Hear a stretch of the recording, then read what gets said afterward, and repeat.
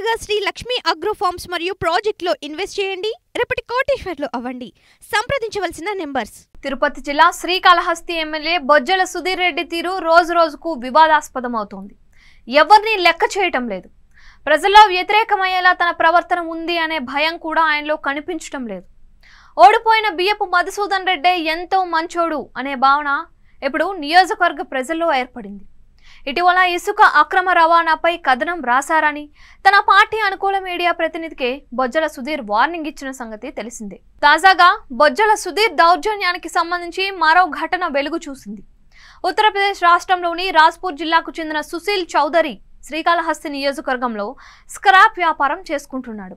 ఈ విషయం బొజ్జల సుధీర్కు తెలిసింది. బాగా సంపాదిస్తున్నాడని ఎవరో ఎమ్మెల్యేకు సమాచారం చేరవేశారు. దీంతో తనకు సంపాదనలో భాగం ఇవ్వాలని తనను వేధించడం మొదలుపెట్టాడని బాధితుడైన సుశీల్ చౌదరి మీడియా ఎదుట వాపోయారు. ఆయన చెప్పిన ప్రకారం మరిన్ని వివరాలు ఇలా ఉన్నాయి. హైదరాబాద్కు తనను ఎమ్మెల్యే బొజ్జల సుధీర్ పిలిపించినట్లు చౌదరి చెప్పాడు. తన అనుమతి లేకుండా నియోజకవర్గంలో వ్యాపారాలు చేయొద్దని బొజ్జల అన్నట్లు అతను తెలిపాడు. ఒకవేళ వ్యాపారం చేయాలంటే ప్రతి నెల 50 లక్షల రూపాయల నుంచి 1 కోటి రూపాయలు ఇవ్వాలని బెదిరించినట్లు అతను వాపోయాడు.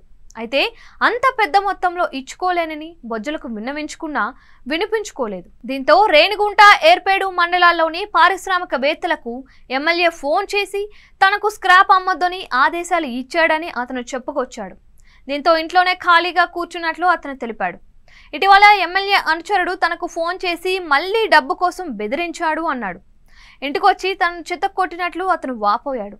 తనకు CM Chandrababu, deputy CM Pavan, Nara Lokesh న్యాయం చేయాలని సుశీల్ చౌదరి వేడుకున్నాడు.